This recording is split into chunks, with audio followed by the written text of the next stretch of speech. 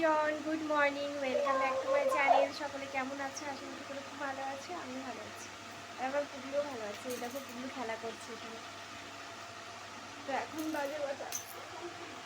8:40 বাজে। এখন থেকে ব্লগটা স্টার্ট করছি, আর আমার পুবলি এখানে খেলা করছে। এই দেখো, এই যে ক্যাকটাস নিয়ে খেলা করছে। তো দেখো গাইস, আমাদের বাড়িতে এখন শালিক পাখি এসেছে। ওই দেখো, দেখতে পাচ্ছ বাইরে দুটো এসেছিল, একটা হয়তো চলে গেছে। আমি কটা মুড়ি দিয়েছি ওদের, তো সেটাই খাচ্ছে এখন পাখিটা। আমি ওইদিকে যাচ্ছি না, কারণ আমি গেলেই চলে যাবে। কারণ আগে একবার গেছিলাম, দেখলেই তো চলে গেছিলো, দুটো পাখি চলে গেছে। তো এখন আবার দেখি একটা এসছে, আরেকটা আসেনি। তো ওরা এখন মুড়ি খাচ্ছে, আর আমার সোনু দেখবে। দেখো সোনু, দেখো ওই দেখো পাখি এসেছে, দেখো দেখো ওই দেখো পাখি, ওই দেখো পাখি এসেছে, ওই দেখো। তুমি যাবে না? ওই দেখো আরেকটা পাখি এসেছে, দুটো পাখি এসেছে এখন। তুমি যাবে না শোনো, তাহলে কিন্তু পাখি চলে যাবে। ঠিক আছে, তুমি এখান থেকে বসে বসে দেখো। জল খাও। সকালে টুকটাক যেটুকু করার সেটুকু করে তারপর আমি এই যে ঘরে ঝুল ঝাড়তে বসে পড়েছি। আর ছেলে আমার কোলে উঠছে বারবার করে, ও আমার সঙ্গে ঝুল ঝাড়বো। ওকে কোলেও নিয়েছিলাম, কিন্তু কোলে নিয়ে ঝুল ঝাড়া যাচ্ছে না এক হাত দিয়ে, আর আমার কষ্ট হয়ে যাচ্ছে। তাই বাবাকে বললাম, বাবা তুমি একটু ওকে ধরো, নাহলে আমি ঝুল ঝাড়তে পারবো না। কারণ ওকে ওকে যদি কোলে নিয়ে করি, ওর চোখে মুখে ও ওপর দিকে তাকাচ্ছে, আর ওর চোখে মুখে ঝুল পড়বে, নোংরা পড়ছে। আর তার জন্য বাবার কাছে দিয়ে দিয়েছি। তারপরে এই যে ঝুল টুল ঝাড়া হয়ে গেছে, পুরো ঘরটা একদম পরিষ্কার করে নিয়েছি। যেহেতু অনেক দিন ঝুল ঝাড়া হয় না, সময়ই হয় না, সময়ের অভাবে কী বলো তো, কিছুই করা হয় না, জানো তো। এইরকম যেহেতু বাচ্চা ছোট, আর ওকে নিয়ে আর পারি না। এমনি কিন্তু আমার ছেলে খুব একটা জ্বালাতন করে না, ঠান্ডা। তার মধ্যেও যেন যখনই একটা কাজ করব তখনই যেন ঘুম থেকে উঠে যায়, এইরকমই অবস্থা, জানো তো। তো চলো, তার জন্য এই যে তাড়াতাড়ি করে বাবা ছিল বাড়িতে, তাই তাড়াতাড়ি করে আমি একটু ঘরগুলো পরিষ্কার করে নিয়েছি। আর মা যেহেতু রান্না করছিল তাই। আর এই যে ঝাড়টা দিয়ে দিচ্ছি ঘরের মধ্যে। আর ঘরের মধ্যে একটু নোংরা নোংরা পড়েছে, ঝুল ঝেড়েছি, নোংরা তো পড়বেই নিচে বলো। তার জন্য এই যে নোংরা পড়েছিল, আর নোংরাগুলো আমি তাড়াতাড়ি করে পরিষ্কার করে নিচ্ছি। আর ওই যে আলনার পেছনেও যেন ঝুল হয়েছে, মানে কোনো ভেতরের পেছনের জিনিসগুলো না সবসময় ঝুল হয়ে থাকে। ওগুলো তো সবসময় ঝাড়া হয় না, তখন পরিষ্কার করি, তখন একটু ঝেড়ে নিই তাড়াতাড়ি করে। তো চলো, এই যে আমি তাড়াতাড়ি করে ঝাড় দিয়ে নিই, তারপরে আমাকে আবার ঘর মুছতে হবে। ঘর মুছে স্নান করতে হবে, পুজো দিতে হবে, এখনও অনেক কাজ রয়েছে। তারপর চলো, দেখতে থাকো তোমরা।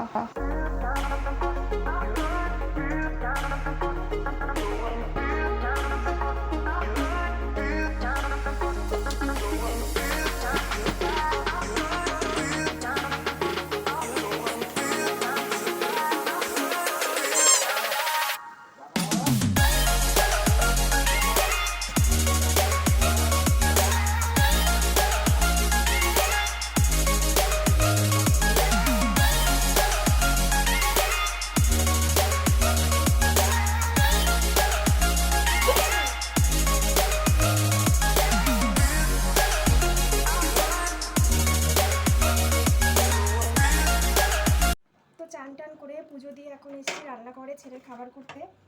আর ছেলে এখনও ঘুমোচ্ছে, এখনও ওঠেনি। সে 10:30টার দিকে হয়তো ঘুমিয়েছে, এখন 11:30 বেজে গেছে, এখনও ওঠেনি ছেলে। আর বাড়িতে আজকে কেউ নেই, মা গেছে চোখের ডাক্তারের কাছে ঠাকুরনগর, আর দিদি একটা অন্য কাজে গেছে, আর বাবাও গেছে বাজারে। বাজারে হচ্ছে তোমার সেই সর্ষে বাগাতে, মানে তেল আনতে গেছে। আর বাড়িতে এখন কেউ নেই, আমি আর ছেলে। আর ছেলে তো এখন স্নান করেনি, ওকে স্নান করাতে হবে। আর মা যতক্ষণ বাড়িতে ছিল আমি তাড়াতাড়ি করে স্নান পুজোটা করে নিয়েছি। আর ছেলেকে স্নান করাতে পারিনি, কারণ ও ঘুমোচ্ছিল, তার জন্য ওকে আর ডাকা হয়নি। ছেলে উঠলে স্নান করাতে হবে, আমাকে খাওয়াতে হবে। খাওয়ানো ওটা বিশাল বড় একটা ব্যাপার, জানি না কী করে খাওয়াবো, বুঝতে পারছি না। তবুও খাওয়াতে হবে জোর করে। এদিকে আবার স্কুলে ক্যান দেওয়ার মানে দিয়ে এসছে, তারপরে দুধের ক্যান রয়েছে, ওগুলো আনতে যেতে হবে 1:30টার সময়। যদি বাবা বাড়ি চলে আসবে তাহলে তো ভালো, বাবার কাছে দিয়ে আমি আনতে যেতে পারবো, নাহলে ওকে নিয়ে আমার যেতে হবে। ওকে নিয়ে এদিকে দুটো ক্যান আমি কী করে আনবো বুঝতে পারছি না। আবার এদিকে আমি এখনও গ্যাস, পাগল হয়ে গেছি, গ্যাস না জ্বালিয়ে আমি এদিকে দুধ সব দিয়ে দিয়েছি। মাথা টাথা সব খারাপ হয়ে গেছে। এদিকে আমাকে আবার ব্যাংকের থেকে ফোন করলো। ওই ওই যে আমার বইটা বন্ধ হয়ে গেছিলো, কেআইসি ফর্ম জমা দিয়েছি, এবার ওই বইটা খুলতে হবে। তার জন্য ওরা সব রেডি করে দিয়েছে ফর্মটা, ওটা আমাকে নিয়ে ঠাকুরনগর যেতে হবে। টাকা, যেহেতু আমার বইতে টাকা নেই, টাকা জমা করতে হবে, তারপর আবার টাকা তুলতে হবে, তাহলে আমার বইটা চালু হয়ে যাবে। তো আমি বললাম আজকে যেতে পারবো না, যেহেতু আমার বাড়িতে কেউ নেই, ছোটো বাচ্চা নিয়ে কী করে যাবো। বললাম যে কালকে যাব, কালকে আবার আমাকে তাড়াতাড়ি কাজ গুছিয়ে প্রথমে আমাদের ওখানে রামচন্দ্রপুর ব্যাংকে যেতে হবে, তারপর ঠাকুরনগর ব্যাংকে যেতে হবে কালকে। তো 1-2 ঘন্টার ব্যাপার। কী করবো, ছেলেকে নিয়ে যাবো নাকি আমি একা যাবো তাই ভাবছি। দেখি কালকে আসুক কী হয়, মাকে বলি। তাড়াতাড়ি করে খাবারটা করতে হবে, ছেলে না এখনই উঠে যাবে, উঠে গেলেই হ্যাঁ।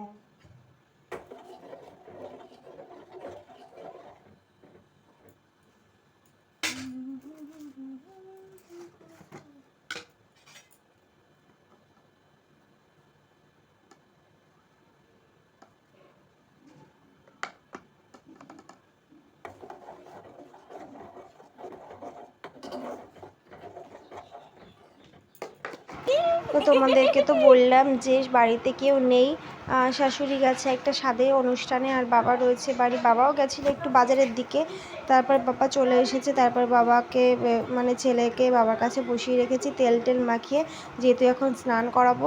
আর জলটা একটু রোদ্রে দিয়েছিলাম, একদম ঠান্ডা জলে আমার ছেলে স্নান করতে চায় না, ও কান্না করে। তার জন্যই 1 ঘন্টা 1.5 ঘন্টা আগে একটু জলটা বসিয়ে রাখি রোদ্রে। আর রোদ্রে বসানো জল দিয়ে স্নান করানো বাচ্চাদের ভালো, আর গরম জলে করানো কিন্তু ঠিক নয়। তো চলো, তার জন্য আমি সব ছোটোবেলা থেকে ওকে রোদ্রে জল গরম করে তারপর দিই। আর যদি কখনও বৃষ্টি হয়, ওয়েদার খারাপ হয়, তখন একটু গরম জল করে দিই। তাছাড়া কিন্তু আমি ওকে গরম জল দিয়ে স্নান করাই না। তো এই যে গরম মানে রোদ্রে গরম করার জল দিয়ে এখন স্নান করাবো। আর এই যে ছেলেকে নিয়ে এসেছি বাবার কাছ থেকে, এই যে গামছাটা পরিয়ে নিয়েছি, যেহেতু ক্যামেরার সামনে, তো তার জন্য দেখো ওকে একটু পুতুলের মতো নাচ করিয়ে নিলাম। তো চলো এখন আমি তাড়াতাড়ি করে ওকে স্নান করিয়ে দিয়ে ওকে আবার খাওয়াতে হবে। তারপর আমার দুধ আনতে যেতে হবে। সে অনেক কাজ, বাবারে বাবা, কাজই যেন শেষ হচ্ছে না। তো চলো দেখতে থাকো আমি কি করে স্নান করাই। আমি কিন্তু ভালো স্নান করাতেই পারি না। তো এখন অনেকটা শিখে গেছি, যেহেতু ছোটোবেলায় ও যখন অনেকটা ছোট ছিল আমার ছেলে, তখন আমি ওকে তেল মাখাতাম, স্নান করাতে যেতাম, কিন্তু ওই যে তেল মাখানো থাকতো গাটা একদম স্লিপ হয়ে যেত, আর আমি স্নান করাতেই পারতাম না, যেন পড়ে যাচ্ছে। তারপরে এইরকম অবস্থা ছিল, যেন আগে কিছুই পারতাম না। এখন কিন্তু অনেকটা শিখে গেছি, সবার সঙ্গে সঙ্গে সবাই কিন্তু পাল্টে যায়। তো আমিও তেমনই, আগে পারতাম না তো কী হয়েছে, এখন কিন্তু অনেক কিছু পেরেছি। খাওয়াতেও পারতাম না ঝিনুকে করে, এখন কিন্তু সেটাও পারি। তবে একটু কান্না করে আমার কাছে, কিন্তু মার কাছে ভালোই খায়, আমার কাছে কিন্তু আমার একটা খেতে চায় না। তবু কী করবো, বাড়িতে যখন কেউ না থাকে তখন তো আমাকেই খাওয়াতে হবে না। তো তার জন্য, আর বাবা কিন্তু পাশে বসেই থাকে, বাবাকে বলি একটু কথা বলো, তাতে করে তাহলে খেয়ে নেয়। তো এই যে স্নান টান করানো হয়ে গেছে, ওকে এখন নিয়ে আমি ঘরে যাব। তারপর ওর খাবারটা গরম করতে হবে, ওকে খাওয়াতে হবে। তোমাদের বললাম না যে ঠান্ডা জলে আমার ছেলে স্নান করতে চায় না, দেখলে তো এটা কিন্তু একটু হালকা গরম হয়েছিল, তার জন্য কিন্তু কোনো কান্নাই করেনি ছেলে। তো চলো ওকে এখন আমি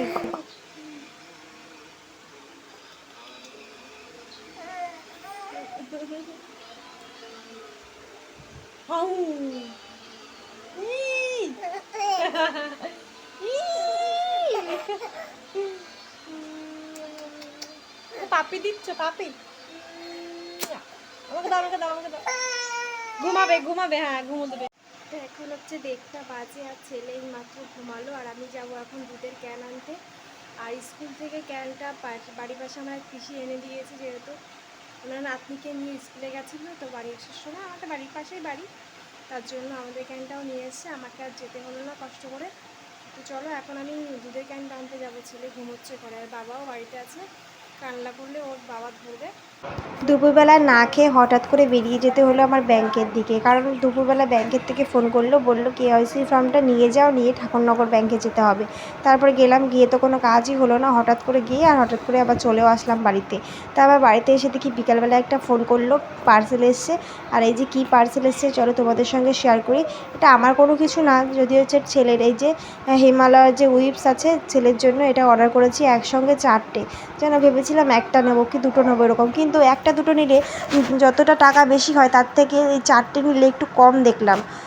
জিনিস কিন্তু একই, ঠিক আছে। তো 4টে নিয়েছি, কারণ একটু ডিসকাউন্ট ছিল তার জন্য। আর এই যে সন্ধ্যা হয়ে গেছে, আর মাসি শাশুড়ি একটু নাড়ু দিয়েছিল, সেটাই খাচ্ছি। তারপরে এই যে রাত্রেবেলায় চলে আসলাম ভাত রান্না করতে উনুনে, আমাদের গ্যাসটা শেষ হয়ে গেছে, তার জন্য। তো ব্লগটা এখানে শেষ করছি, টাটা।